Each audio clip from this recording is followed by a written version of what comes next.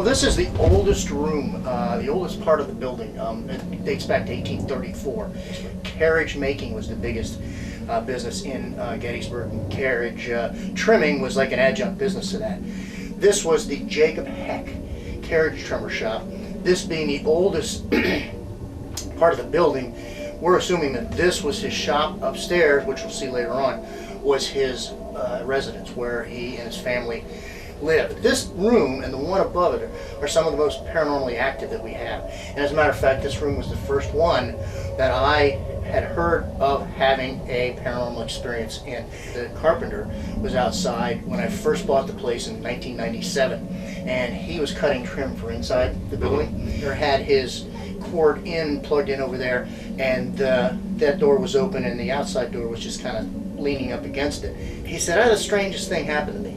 He said, "I had my arms full of trim and I was getting ready to go into the door, and of course I'm like, oh my goodness, I need a free hand." I'm juggling around. All of a sudden the door swings open. So I walked in, I turned around, still trying to get a free hand to close it, and the door swings closed. And I said, well, maybe it was a wind, but I'm looking at the flag and it's standing straight down. He said, "I thought that too." He said, "But it happened 3 more times after that." In fact, one time he said, "I got hands full." I said to my buddy out here, I said, "Hey, Tom, watch this." He said, I took a step towards the door opened, I walked in, the door closed. Tom comes running over, he says, "How the heck did you do that?" This is what we call the gray room. This is one of the places I had one of my 3 or 4 visuals. I was at that door and I was closing the door and locking it. Out of the corner of my eye, in that corner, I saw a woman, and she was dressed all in black. It looked like a floppy hat and definitely a veil that came down, and it was a straight skirt. And I turned and I looked, she was gone. The most striking thing about her is she was probably about this tall. Well, this is the green room, obviously, we painted it green. Found out that we have at least one permanent presence in here, and his name is Hank. We first discovered him when my daughter Katie was, we were next door, and she came over, she had locked up, and she was like this. I said, "What's the matter?" She said, "I just literally ran into somebody over there." I'm coming through the green room, and all of a sudden there was this huge presence standing right there. I had to literally sidestep and go around because he was big. At least 2 of our mediums who've been through here have discovered that his name is, he likes to be called Hank. His real name is Edgar, but he doesn't like that. One woman who is also helping us at the desk, she is also a medium, and she said, "I forgot my lunch back in the kitchen." So she came back in here and ran right into him. Now she's former military, and she recognized when he went on guard. She said he took his rifle and he went on guard. He's from Louisiana. Apparently he was in a Georgia regiment from the information that we got, and he goes on guard when we shut the place down. Wow, nice. Yeah. Was he Union or Confederate? Confederate. We think his house, lower floors are probably filled with wounded, upper floors probably sharpshooters, because you can get a pretty good shot at Cemetery Hill. Right. And coming up. Yep, right there. Yeah. And you can see.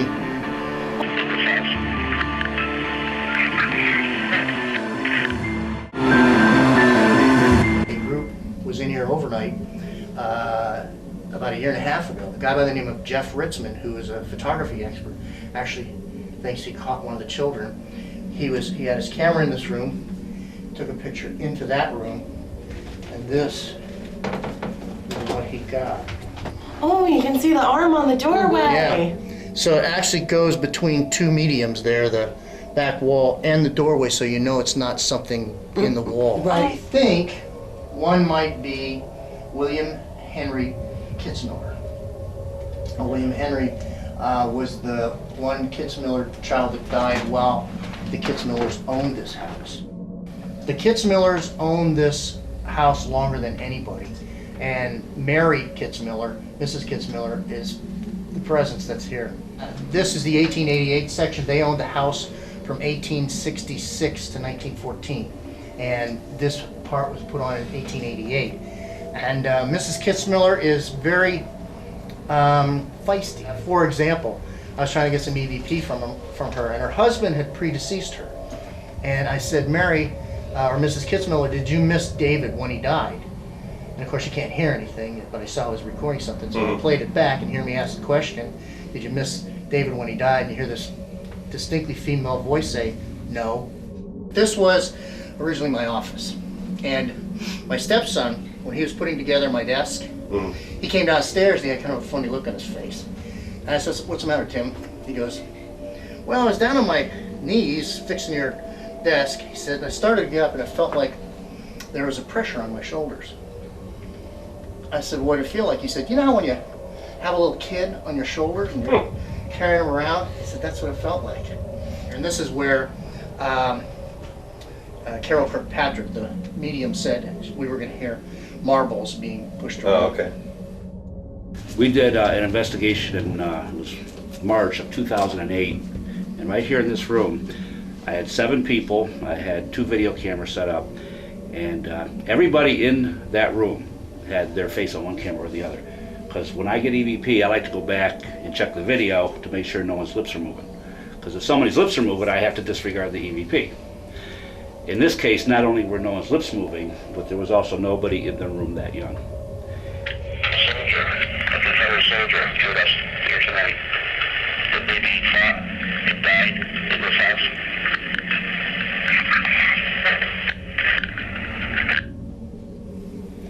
That's awesome. That's good stuff. It is. That's great. sad. Great EVP. And that was in this room. That was in this Yeah. room. Again, Mark, thank you so much for having us. We really do appreciate it. My and pleasure. I hope we have a great night tonight. Yeah, good luck. All right, thanks.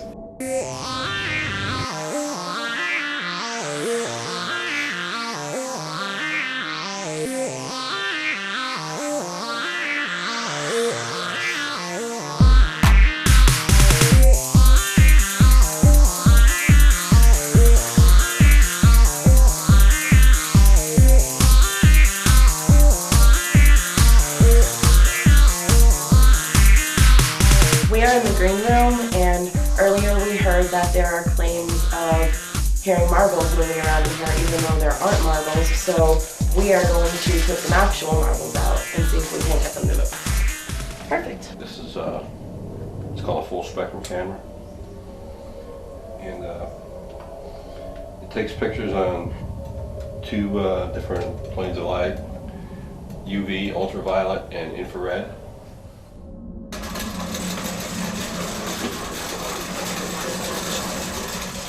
Yeah, that's in here too. Sit up there. That's them upstairs, walking around. Oh, I heard somebody go.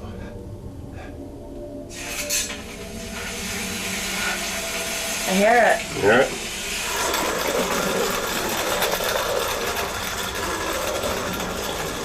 Is that cool or what? So what do you think? You like that monkey? Here's what we're gonna do. We're gonna hook this little meter up to it, okay? Just like this. And if you come over, let's put it right here like this so the camera can see it. All right, don't be afraid of it. You come over and touch it. All right. You can light them lights up for us.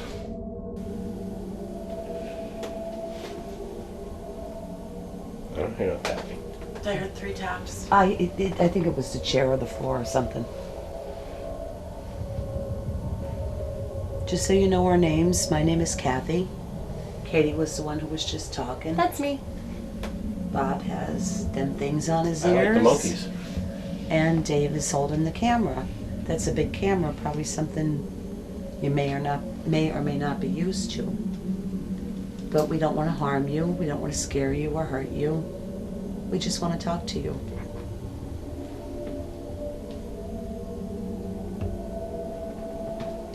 Can you go over by that monkey and touch it? If you do, you'll see them lights light up.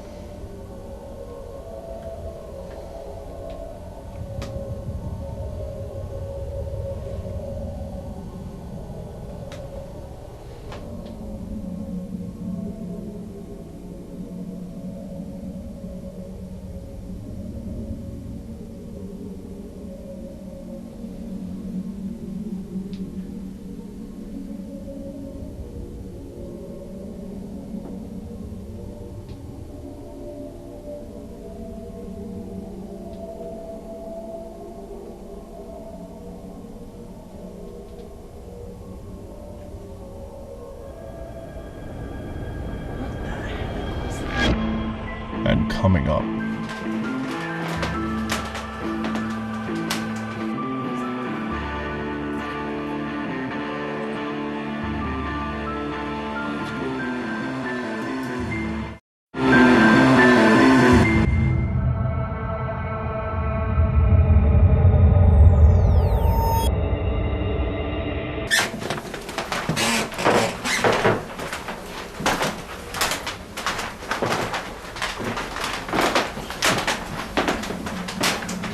Whoever's in here, my name is Kim.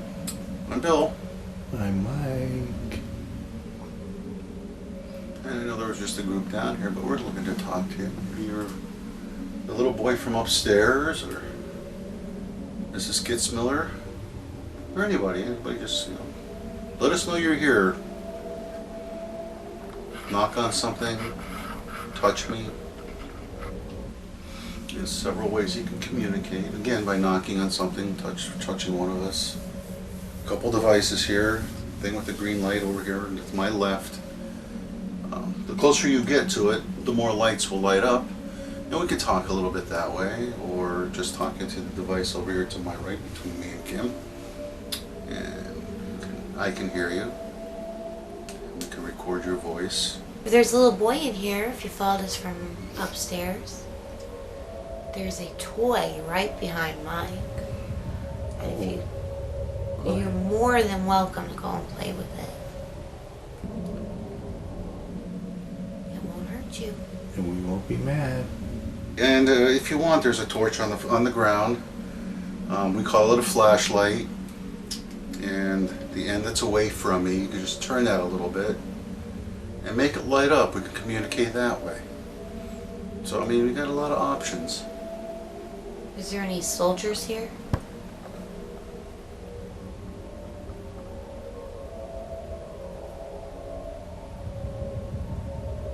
Any civilians here?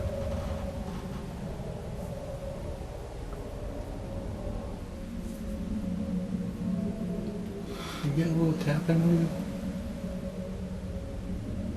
Not right there, I did. No, it was nothing like that.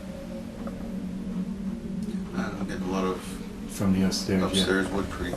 But there was a different noise. I can hear it. I thought I heard something in there. It's just going back 15, 20 seconds. So Yeah, if I you're think- reviewing this, just take a look or take a listen.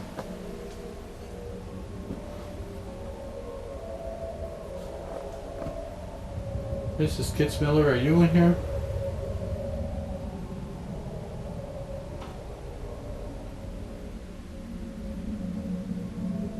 Noise out there. Did you hear that?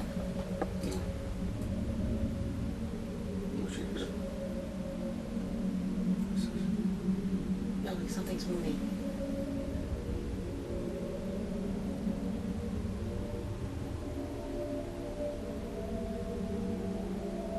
Let us know if you hear it again.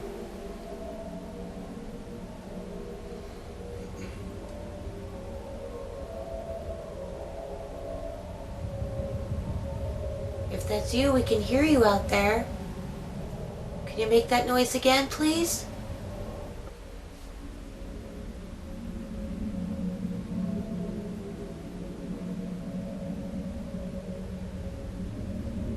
Kind of footsteps-ish stuff. Yeah. There's something out there. If you're out there, come on in and talk to us. We mean you no disrespect, we mean you no harm. So, Mary, are you here with us? I don't know if the green light just flickered just then, I don't know. Could be my eyes playing What's that? tricks. I thought I saw the green light flicker. Okay, too, just flicker. But Mrs. Kitzmiller, was that you? Could you make that light up again for us? It could have been because I was putting yeah. the recorder down too. Okay.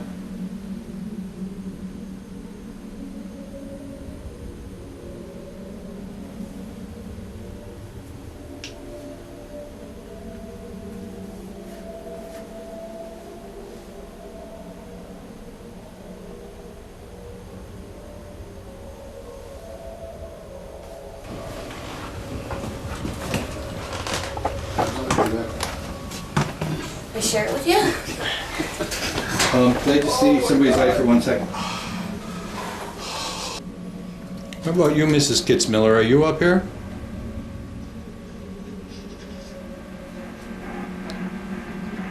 If you are, I would like to ask of you to just give us a sign.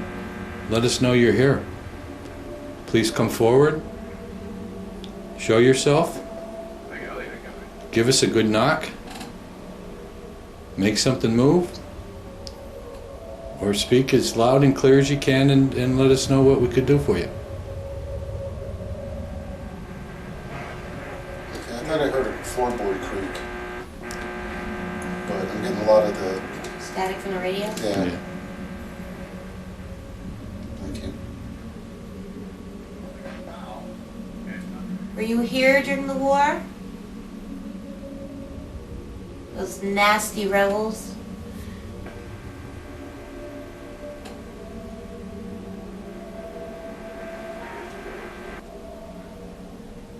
Little boy, are you looking for someone? Are you looking for your mom?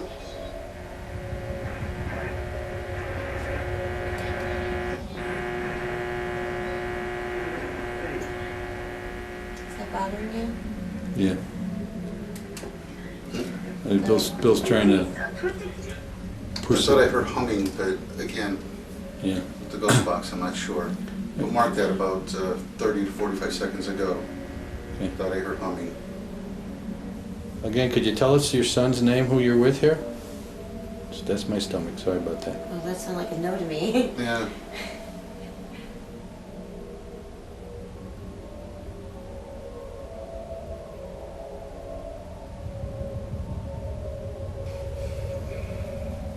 Oh, that's good. Again, these things will not hurt you. If you need to, if you need more energy, you could draw some energy actually from them. Are you here with us tonight?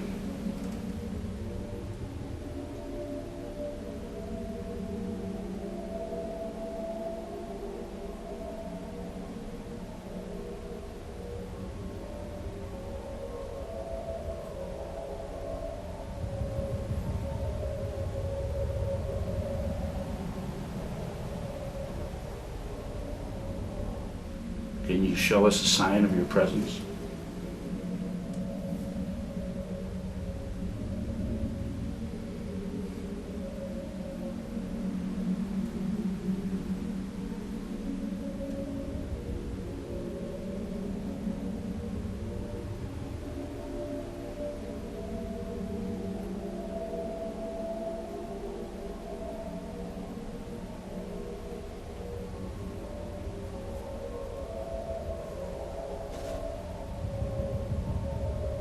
Is your name William?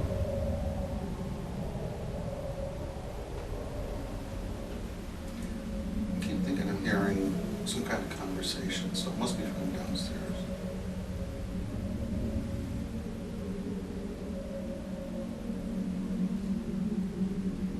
Is there a soldier in this house from the Union?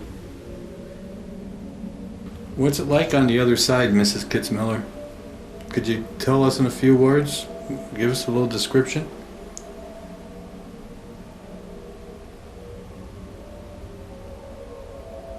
Is it dark? Is it light?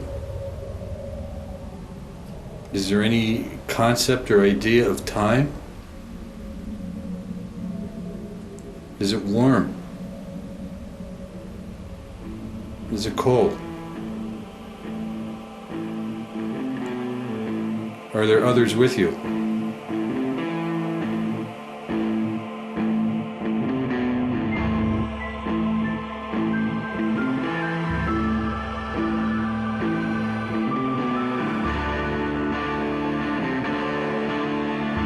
Welcome back to Ghost Detectives. As we promised you, Ghost Detectives led you on a march to historic Gettysburg.